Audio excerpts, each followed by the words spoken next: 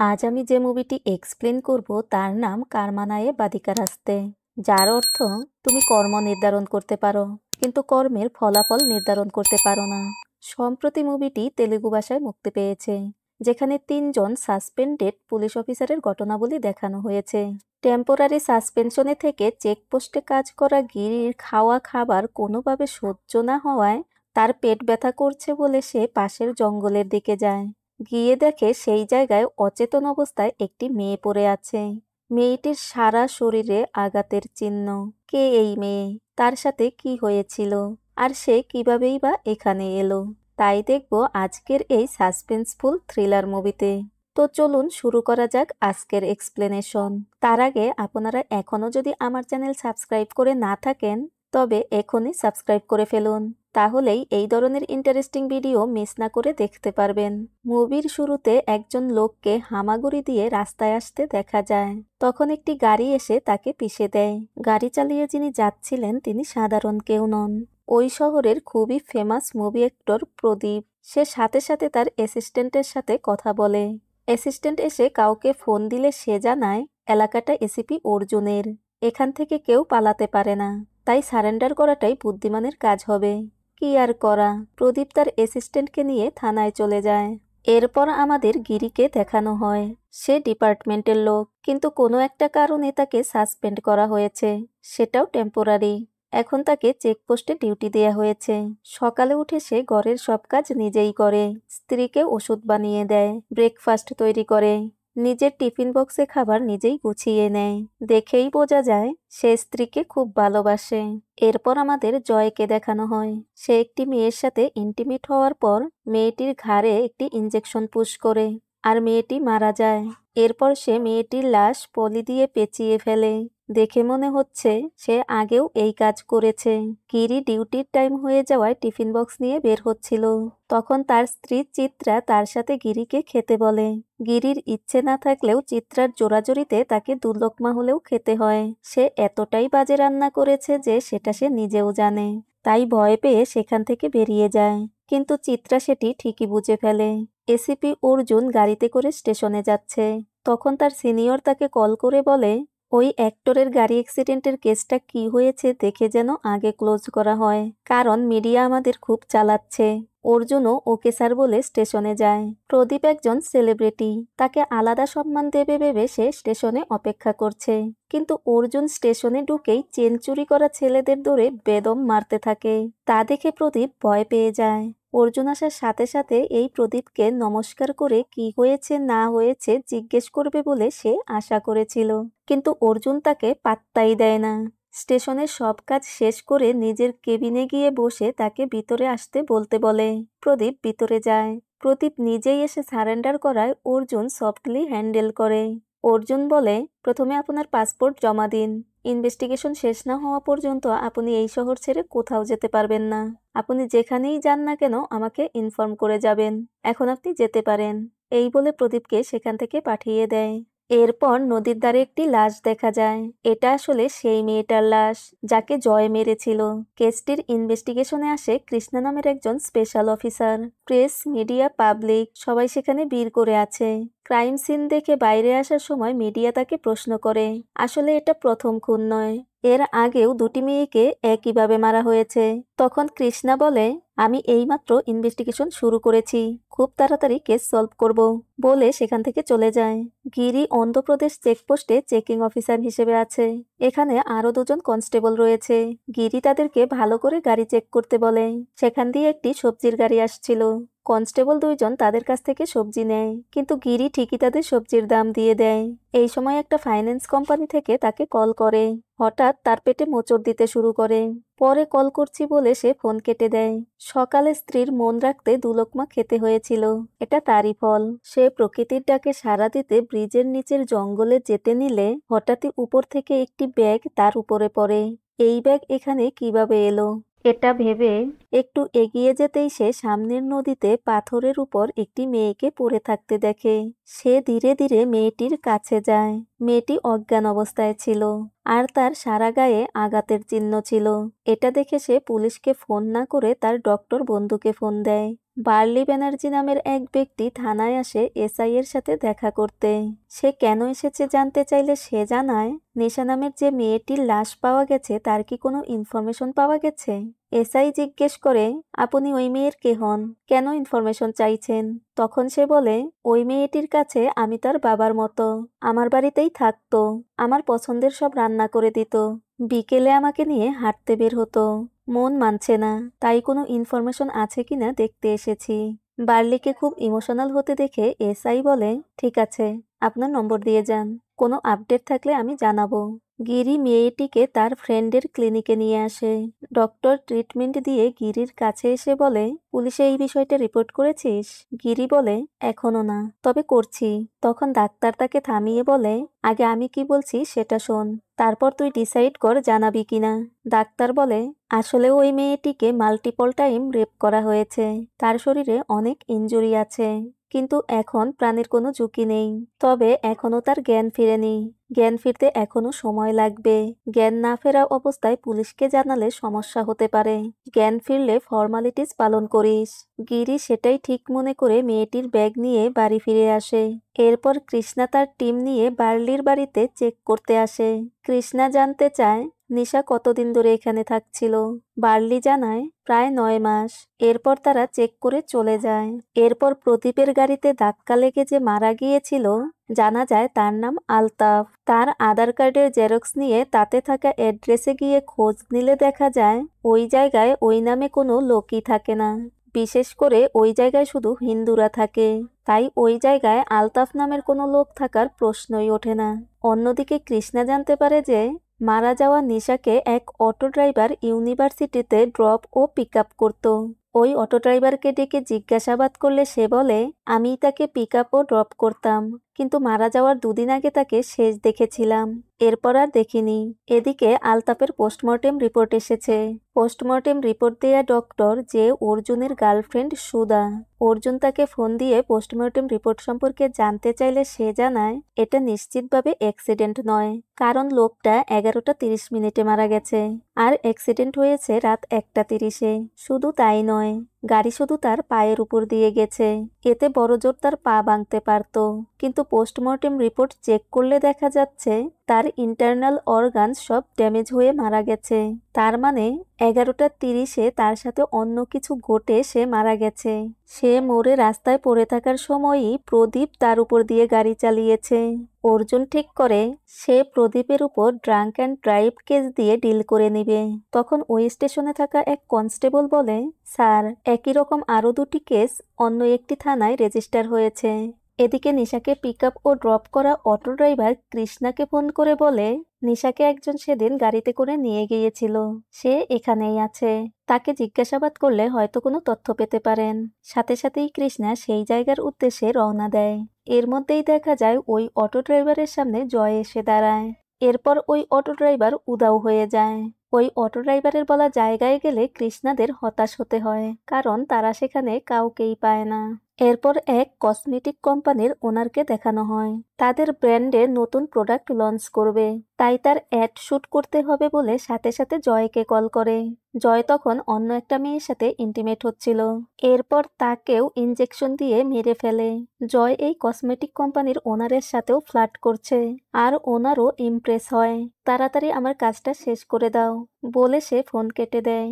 এখানেই আমরা জানতে পারি জয় অ্যাড শুট করা একজন ডিরেক্টর। সেখানে অডিশনের জন্য অভিনয় করতে আসা মেয়েরাই তার টার্গেট। এরপর এসিপি অর্জুন একজন পুলিশ অফিসারের সাথে কথা বলে। অর্জুন সেই অফিসারকে বলে, আলতাফ নামের যে লোকটি গাড়ি অ্যাক্সিডেন্টে মারা গেল, পোস্টমর্টেম রিপোর্টে অ্যাক্সিডেন্টে মারা যাওয়া দেখানো হলেও আসলে সে অ্যাক্সিডেন্টে মারা যায়নি। তার আধার কার্ডের অ্যাড্রেসে খোঁজ নিলে সে কে তা কেউ চিনে না, আবার তার বডিও কেউ দাবি করতে আসেনি।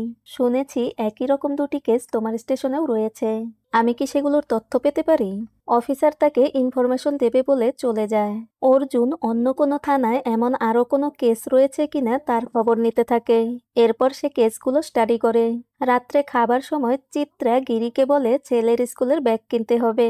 ব্যাগের কথা শুনতেই গিরির ওই মেয়ের ব্যাগের কথা মনে পড়ে। গিরি মেয়েটির ব্যাগ চেক করে সেখানে একটি খাতা খুঁজে পায়। খাতায় কতগুলো ছবি আঁকানো ছিল, আর জিসমত নামে একটি শব্দ ছিল। জিসমত মানে কি, কারো নাম, না এর পেছনে অন্য অর্থ আছে? এটা ভাবতে ভাবতে সে ঘুমিয়ে পড়ে। পরের দিন সকালে তার স্ত্রী ঘর পরিষ্কারের সময় সব পেপারস পড়ে আছে দেখে সেগুলো দুমড়ে মুচড়ে ডাস্টবিনে ফেলে দেয়। ঘুম ভাঙলে গিরি আবারও সেগুলো ডাস্টবিন থেকে নিয়ে নেয়। অর্জুনের ইনভেস্টিগেশনে ওই না দাবি করা বডিগুলোর ব্যাপারে জানা যায় যে তারা কনস্ট্রাকশন সাইটে কাজ করত। অর্জুন কনস্ট্রাকশন কোম্পানির ওনারের সাথে দেখা করতে যায়। সে বলে, কনস্ট্রাকশন সাইটে এই ধরনের প্রাণহানি হওয়া স্বাভাবিক। আমরা মারা যাওয়া লোকেদের আত্মীয়দের সাথে সেটেলমেন্ট করি। অর্জুন জিজ্ঞেস করে, তাহলে যে বডিগুলো কেউ দাবি করতে আসে না তাদের কি করেন? ওনার বলে, না দাবি করা বডিগুলোর ব্যাপারে আমি কিছু জানি না, ওগুলো কন্ট্রাক্টর নিজেই সামলায়। আমি ওর নম্বর দিচ্ছি, আপনি ওর সাথে কথা বলে নিন। অর্থাৎ এরা বিল্ডিং বানাতে হবে বলে কন্ট্রাক্টরের কাছে সব কাজ বুঝিয়ে দেয়। সেই কন্ট্রাক্টরই সব দেখে। তাদের দ্বারা সামলানো না গেলে তখনই ওনাররা মাথা ঘামায়। অর্জুন মারা যাওয়া লোকদের কন্ট্রাক্ট ডিটেইলস নিয়ে সেখান থেকে চলে যায়। এরপর সুনীল নামের এক ট্রাক ড্রাইভারের ট্রাক চেক করার সময় সুনীল গিয়ে গিরির সাথে কথা বলে, কারণ সুনীল তার পূর্ব পরিচিত ছিল। সুনীল বলে, আমি একটা ক্যাটারিং কোম্পানিতে জয়েন করেছি, ওই ক্যাটারিং কোম্পানির জিনিসপত্র আনা নেওয়া করার কাজ দেখছি। গিরি জানতে চায়, এখন ট্রাকে কি আছে?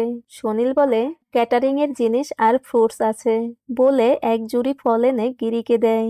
এটা দেখে পাশে দাঁড়ানো ইমরান নামের পুলিশ অফিসার বলে, স্যারও ভালো, আর স্যারের কিসমতও ভালো। কিসমত শব্দটা শুনে গিরি ইমরানের কাছে জানতে চায়, কিসমত মানে তো ভাগ্য, জিসমত মানে কি? ইমরান বলে, জিসমত বলে কোনো শব্দ নেই। গিরি ইমরানদেরকে দিয়ে ফলগুলো বাড়িতে পাঠিয়ে সে সোজা হাসপাতালে যায়। তার ডক্টর বন্ধু তাকে বলে, মেয়েটি একটু একটু করে রিকভার হচ্ছে, কিন্তু একটা সমস্যা আছে। এখন ক্লিনিকে অনেক ফিভার পেশেন্ট আসছে, অ্যাডমিশন বেশি হচ্ছে। এই পরিস্থিতিতে মেয়েটিকে এখানে রাখা ঠিক হবে না, তাই মেয়েটিকে তুই তোর বাড়ি নিয়ে গিয়ে ট্রিটমেন্ট কর, আমি তোকে সাহায্য করব। গিরি চিত্রাকে সব জানালে চিত্রা রাজি হয়ে যায়, আর মেয়েটিকে গিরির বাড়িতে শিফট করা হয়। এরপর দেখা যায় জয় আরও একটি মেয়েকে তার টার্গেট হিসেবে সিলেক্ট করে। তার সাথে থাকা মেয়েটি বলে, এই ফোল্ডারের সব মডেল ব্যাকডেটেড। জয় বলে, আমি ম্যানেজ করে নেব, আমার একেই চাই। আমাদের একজন তান্ত্রিককে দেখানো হয়, সে রুমে বসে মন্ত্র পড়ছে। সেখানে একজন লোক এসে তাকে অনেকগুলো টাকা দেয়। একই সময়ে অর্জুন সেই এরিয়ায় যায় কন্ট্রাক্টরের খোঁজ করতে। সেই সময় তান্ত্রিকের বাড়ি থেকে ধোঁয়া বের হতে দেখে অর্জুন দুজনকে পাঠায় কি হয়েছে দেখতে। তারা দেখতে পায় তান্ত্রিক ওই লোকটিকে বলছে, তোমার জীবনে সব ঠিক হতে হলে বলি দিতে হবে, সেটাও নরবলি। নরবলি শুনে ভিতরে থাকা লোকটি ভয় পেয়ে যায়। তান্ত্রিক বলে, আমি যা বলছি করো, সব ঠিক হয়ে যাবে।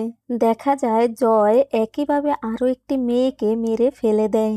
সেখানে মিডিয়া কৃষ্ণাকে প্রশ্ন করতে চাইলে কৃষ্ণা কোনো কথা না বলেই চলে যায়, কারণ এর কোনো উত্তর তার কাছে ছিল না।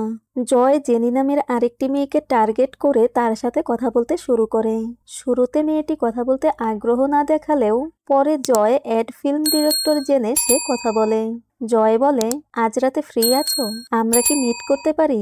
জেনি বলে, আচ্ছা দেখা যাক, বলে সে চলে যায়। কৃষ্ণা শেষে মারা যাওয়া মেয়েটির আইডেন্টিটি খুঁজে তদন্ত করছে। চিত্রা বাইরে যাওয়ার সময় গিরিকে বলে, তুমি কোথাও গেলে চাবি পাশের বাড়িতে রেখে যেও। আর হ্যাঁ, কাল যে ফলগুলো দিয়ে গেছে সেগুলো দেখো। তখন গিরির মনে পড়ে কোনো এক রেয়ার ফ্রুট বলেছিল। এরপর সে ঝুড়ি খুলে আম দেখে বলে, আমি রেয়ার ফ্রুট, বলে কয়েকটি আম উঠাতেই সে সেখানে আলাদা আলাদা কিছু মেটাল দেখতে পায়। ফলের মাধ্যমে কিছু একটা পাচার করছে সেটা সে বুঝতে পারে। তার মনে পড়ে ওই অসুস্থ মেয়েটির খাতায় যে ড্রয়িং দেখেছিল, এই মেটালগুলো দেখতে সেরকমই। সে ওই ড্রয়িং অনুযায়ী মেটালগুলোকে সাজায়। পুরোপুরি সাজানো হলে সেটা আসলে কোনো গানে পরিণত হয়। আসলে এগুলো আলাদা আলাদাভাবে বন্দুকের পার্টস ছিল। তখনই সুনীল ইমরানের কাছ থেকে নাম্বার নিয়ে গিরিকে ফোন দেয় আর বলে, স্যার, গিফট হিসেবে যে ফ্রুট বক্স দিয়েছিলাম সেটার জন্য মালিক খুব বকাবকি করছে, আপনি কি ফলগুলো ফেরত দিতে পারবেন? গিরি তাকে এসে নিয়ে যেতে বলে। এখন সে মেটালগুলো আবার প্যাক করে ভিতরে রেখে ফ্রুট বক্স বাইরে রাখে।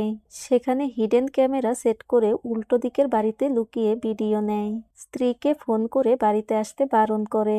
এরপর সুনীল আর তার সাথে থাকা লোকটি সেই ফল নিতে আসে। সুনীলের সাথে থাকা লোকটি সুনীলকে পলি আনতে পাঠিয়ে সে পার্টসগুলো তার পেনের ভিতর লুকিয়ে ফেলে। এরপর সুনীল আসলে তারা আমগুলো নিয়ে চলে যায়। গিরি সব ভিডিও করে রাখে। এরপর চিত্রাকে ফোন দিয়ে বাড়ি আসতে বলে। এরপর সেভাবে সুনীল আর এই লোকের উপর নজর রাখতে হবে। প্রতিদিনের মতোই গিরি কাজে যায়।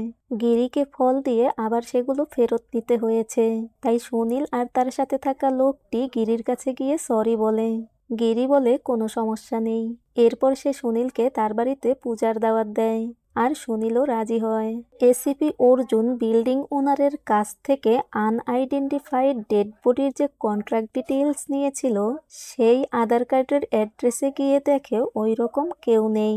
তবে আধার কার্ডের পিছনে একটি সিল দেখা যায়। সেই সিল অনুযায়ী দোকানদারকে খুঁজে বের করলে দোকানদার বলে পাশে আসসালাম নাইডু নামের এক কন্ট্রাক্টর আছে, সেই করতে বলেছিল। দোকানে অনেক আধার জেরক্স পাওয়া যায়। অনেকেই ফেক সিম কার্ড নেওয়ার জন্য এখানে জেরক্স করতে আসে। তাদের আধার কার্ড ব্যবহার করা হচ্ছে বলে জানা যায়। পুলিশ সেই কন্ট্রাক্টরকে খোঁজে।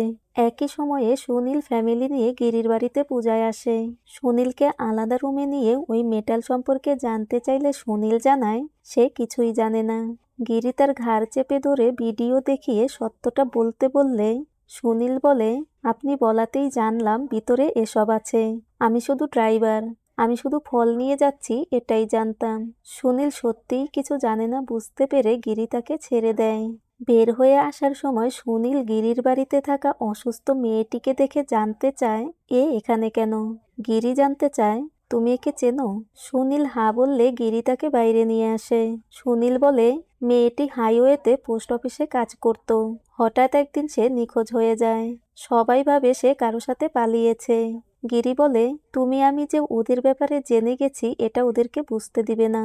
তুমি যেমন কাজ করছিলে তেমনই করতে থাকবে। এসিপি অর্জুন বড় বড় লোকদের ইনভেস্টিগেশন করছে, তাই হোম মিনিস্টার তাকে ডেকে পাঠায়।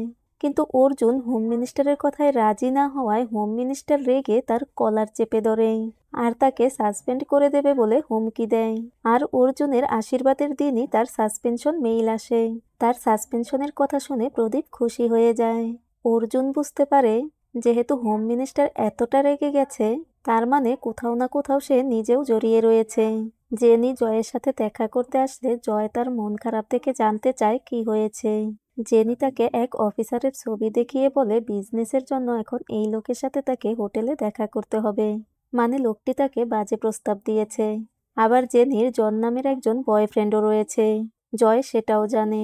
গিরিকে কাগজপত্র ঘাঁটতে দেখে চিত্রা বলে সে তো সাসপেনশনে আছে, তাহলে এসব নিয়ে কেন ভাবছে? তখনই আমাদের দেখানো হয় সে কিভাবে সাসপেন্ড হয়েছিল। একবার পান্ডিয়ান নামের এক ব্যক্তি স্টেশনে এসে সেবেস্টিয়ান নামের পুলিশ অফিসারকে বলে আমার মেয়েকে একজন নিয়ে পালিয়েছে, কিছু করুন। সেবেস্টিয়ান বলে মেয়ে সাবালিকা হয়েছে, কিছু করা যাবে না। পান্ডিয়ান টাকা অফার করে বলে ওকে ভিতরে ঢুকিয়ে দিন। সেবেস্টিয়ান রাজি হয়। সে আসলে সুনীল ছিল। গিরি তাকে থানায় আনতে গেলে সুনীল জানায় তার ওয়াইফ প্রেগনেন্ট আর তার এখন ডেলিভারির সময়। সে এখন কিভাবে থানায় যাবে? গিরি বলে সময় লাগবে না, কথা বলেই তাকে ছেড়ে দেয়া হবে। আর সে তার নাম্বার দিয়ে আসে যেন কোনো সমস্যা হলে তাকে ফোন দেয়া হয়। কিন্তু থানায় আনার সাথে সাথেই সেবেস্টিয়ান সুনীলকে লকারে আটকে দেয়। সুনীল গিরিকে ডাকতে থাকে কিন্তু গিরি কিছুই করতে পারে না। এরপর সুনীলকে প্রচুর মারা হয়। এদিকে সুনীলের স্ত্রীর ডেলিভারি পেইন উঠায় গিরিকে ফোন দেওয়া হয়। তখন গিরি থানায় এসে নিজে দায়িত্ব নিয়ে সুনীলকে বের করে তাকে নিয়ে হসপিটালে যায়। বাচ্চা হওয়ার পর গিরি সুনীলকে থানায় ফিরিয়ে নিয়ে আসে। গিরির এই কাজের জন্য সেবেস্টিয়ান উপর মহলে বলে গিরিকে সাসপেন্ড করায়। অর্জুনকে সাসপেন্ড করা হলেও অর্জুন বাইরে থেকেই সব কাজ করে আর তার পুরো টিম তাকে সাহায্য করে। অর্জুনের নেতৃত্বে কনস্ট্রাকশন সাইটে পরিচয় বদলে কাজ করা ছেলেদের খুঁজে বের করে সেফ জোনে নিয়ে রাখা হয়। নাইডুর আন্ডারে গোপী নামের এক অ্যাসিস্ট্যান্ট কাজ করত। সে বাড়ি এসে জানতে পারে তাকে পুলিশ খুঁজছিল। সে এই কথা নাইডুকে ফোন দিয়ে জানালে নাইডুর লোক এসে তাকে নিয়ে যাওয়ার সময় অর্জুন তাকে ফলো করে। নাইডুর লোকেরা গোপীকে ছুরি মেরে রাস্তায় ফেলে দেয়। তখনই তারা অর্জুনকে দেখে বেরিয়ে আসলে অর্জুনের সাথে তাদের ফাইট হয় আর সে সবাইকে মেরে গোপীকে নিয়ে যায়। জেনি হোটেলে সেই অফিসারের সাথে দেখা করতে আসলে সেখানে সে জয়কে দেখতে পায়।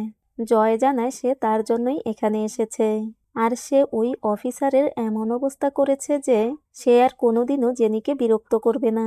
এতে জেনি খুশি হয়ে জয়ের সাথে ইন্টিমেট হয়, আর জয় তাকে ইনজেকশন পুশ করে। এদিকে গিরি একটি দাবার বাইরে বসে লুকিয়ে ছবি তুলতে থাকে। এই দাবার পিছনেই সেই পোস্ট অফিস ছিল যেখানে ওই অসুস্থ মেয়েটি কাজ করত। তখনই সে একদল হিজড়াকে সেদিকে যেতে দেখে তাদের সাথে কথা বলে। এরপর তাদের মতো শাড়ি পরে তাদের সাথে ভিতরে ঢুকে যায়। সেখানে সে অনেক মেটাল পার্টস দেখে, আর সে বুঝতে পারে এগুলো বন্দুকের পার্টস। সে চেক করে ছবি তোলার সময় একজন তাকে দেখে ফেলে তাকে ধরতে গেলে গিরি তাকে ধাক্কা দিয়ে পালিয়ে যায়। জেনি নিখোঁজ বলে তার বয়ফ্রেন্ড থানায় কমপ্লেইন করতে আসলে এক অফিসার তাকে বলে জেনি এক জেনারেল হসপিটালে রয়েছে। এরপর সে সেই খবর কাউকে ফোন দিয়ে জানিয়ে দেয়। অর্জুনের গার্লফ্রেন্ড গোপীকে চিকিৎসা করে সুস্থ করে। অর্জুন তাকে বলে, তুই তোর বসের সাথে মিলে কি কাজ করিস সেসব আমি জানি। এবার তুই সব সত্যি স্বীকার না করলে আমি তোর অর্গান বের করে নেব। আর সে বলে সে অলরেডি সেই তান্ত্রিককেও ধরে এনেছে। গোপী ভয় পেয়ে সব বলতে শুরু করে, আর অর্জুনরা সব রেকর্ড করে। গোপী বলে, এক দেশ থেকে অন্য দেশে ঢোকা রিফিউজিদের কোনো আইডেন্টিটি থাকে না। তাদের খুঁজে এনে ফেক আইডি বানিয়ে দেওয়াই এদের কাজ। এদেরকে ইল্লিগাল কাজ, ড্রাগস, গান পাচার, বড় রাউডি ও পলিটিশিয়ানদের গুন্ডা হিসেবে ব্যবহার করা হয়। কেউ ধরা পড়লে বা মারা গেলে তাদের আইডেন্টিটি চেক করলে কিছু মেলে না। এসব বড় বড় লোকেরা করছে। এরপর গিরি আবারও সেই জায়গায় যায়। সে সেখানে বড় একটি টানেল দেখতে পায়, যেই টানেল দিয়ে হাঁটলে সোজা রাস্তায় বের হওয়া যায়। হয়তো তারা এভাবেই অস্ত্র পাচার করে। কীর্তি মিডিয়াকে একটি বড় কেস সমাধানের জন্য ব্রিফিং দেয়। এক সাংবাদিক জানতে চায় এই কেস লিড করেছে কে। কৃষ্ণা বলে, স্পেশাল অফিসার জয়। তখনই রিভিল করা হয় জয় আসলে কোনো ফিল্ম ডিরেক্টর নয়, একজন স্পেশাল ইনভেস্টিগেটর। আর এতদিন সে যাদের মেরেছে তারা সবাই ইন্টারন্যাশনাল পর্যায়ের অপরাধীদের দ্বারা পরিচালিত অপারেশন জিসমতের অংশ ছিল। আর জন হাসপাতালে আসলে জয় তাকেও মেরে অ্যারেস্ট করে নেয়। আসলে এই অপারেশনের জন্যই সাসপেনশনের নাটক সাজিয়ে তাকে ডিপার্টমেন্ট থেকে দূরে রাখা হয়েছিল, যাতে কেউ এই ব্যাপারে বুঝতে পেরে সাবধান হতে না পারে। এদিকে গিরি সব ইনফরমেশন নিয়ে তার সিনিয়রের সাথে দেখা করে তাকে সবকিছু খুলে বললে সিনিয়র তাকে একটি গান দিয়ে তাকে অপারেশনের অনুমতি দিয়ে অস্ত্র পাচারকারীদের অ্যারেস্ট করতে বলে। আর যা কিছু হোক না কেন ডাইরেক্ট তাকে রিপোর্ট করতে বলে। অর্জুন তার সিনিয়রকে কেস সম্পর্কে বলতে আসলে সে ডিটেইলস জানতে চায়। অর্জুন বলে, বাংলাদেশ মায়ানমার থেকে ইল্লিগালভাবে আসা লোকদের গোপী নাইডুর কাছে নিয়ে যায়, আর নাইডু তাদের ফেক আইডি তৈরি করে কনস্ট্রাকশনের কাজে লাগায়। আর এরা মারা গেলে এদের অর্গান বিক্রি করা হয়। আর এর সাথে বড় বড় পলিটিশিয়ানরাও জড়িত। সিনিয়র জানতে চায়, এখন তুমি কি করতে চাও? অর্জুন বলে, একটা সুযোগ চাই যাতে আমি এদের সবাইকে আইনের আওতায় আনতে পারি। গিরি একটা টিম নিয়ে দাবার আন্ডারগ্রাউন্ডে ঢোকে, আর এক এক করে সবাইকে মারতে থাকে। যেখানে শক্তিশালী গান স্টোর করা ছিল। অনেকক্ষণ গোলাগুলির পর গিরি দেখে দুজন অস্ত্রের বক্স নিয়ে ড্রেন দিয়ে পালাচ্ছে। গিরির মনে পড়ে সুনীল বলেছিল এরাই সরিতার সাথে অসভ্যতা করত। গিরি তাদেরকেও গুলি করে মেরে ফেলে। চিত্রা ফোন দিয়ে জানায় সরিতা কমা থেকে ফিরে এসেছে। আসলে সরিতা হচ্ছে সেই অসুস্থ মেয়েটির নাম। জয় একটি টেরোরিস্ট গ্রুপের কথা জানতে পারে। সেখানে গিয়ে দেখে একজন গভর্নমেন্ট অফিসারই এসব করছে। কেন এসব করছে জিজ্ঞেস করলে সে বলে সেলফ স্যাটিসফ্যাকশনের জন্য। ক্ষমতায় থেকে কি লাভ, কারো অর্ডারে চলতে হয়। এখানে আমার কথায় সব চলে। নিজের সুখের জন্য টেরোরিস্টদের সাথে হাত মিলিয়েছে। জয় তাকে মেরে ফেলে। অন্যদিকে অর্জুন হোম মিনিস্টারকে মিট করতে যায়। মিনিস্টার খুব অহংকারের সাথে বলে, তুমি আমার কিচ্ছু করতে পারবে না, ভুলে যেও না আমিই তোমাকে সাসপেন্ড করেছি। অর্জুন হেসে বলে, সাসপেনশনে থাকলে কি আর এখানে ইউনিফর্মে আসতে পারতাম? তখনই তার পুরো টিম সেখানে চলে আসে। মানে এই হোম মিনিস্টারও অর্গান মাফিয়াদের সাথে জড়িত ছিল, আর বাকি সবাইকে আগেই অ্যারেস্ট করা হয়েছে। গিরির কাজের প্রশংসা করে তাকে এসআই হিসেবে প্রমোশন দেওয়া হয়। সে স্টাইল করে স্টেশন থেকে বেরোয়। অন্যদিকে অর্জুন সব কেস ক্লিয়ার করে হবু বউয়ের সাথে টাইম স্পেন্ড করছে। দেখা যায় জয়ের আসল গার্লফ্রেন্ড কৃষ্ণা ছিল। প্রদীপ বুঝতে পারে অর্জুন আসলে ভালো অফিসার। এখানেই মুভিটি শেষ করা হয়। এই মুভির অনেক জায়গায় আমার কাছে কনফিউজিং লেগেছে। আমি বুঝতে পারিনি সরিতার সাথে আসলে জিসমতের কি সম্পর্ক, আর এই মুভির এই নামই বা কেন দেয়া হয়েছে। আপনারা যদি কেউ মুভিটি দেখে থাকেন আর বুঝতে পারেন তাহলে কমেন্টে জানিয়ে যাবেন। আর যাওয়ার আগে অবশ্যই চ্যানেলটি সাবস্ক্রাইব করে পাশে থাকা বেল বাটনটি প্রেস করে রাখবেন। দেখা হবে ফিল্ম স্টোরিতে আপনাদের পছন্দের নতুন অথবা পুরনো কোনো মুভির গল্প নিয়ে। সে পর্যন্ত সবাই ভালো থাকবেন, সুস্থ থাকবেন। আল্লাহ হাফেজ।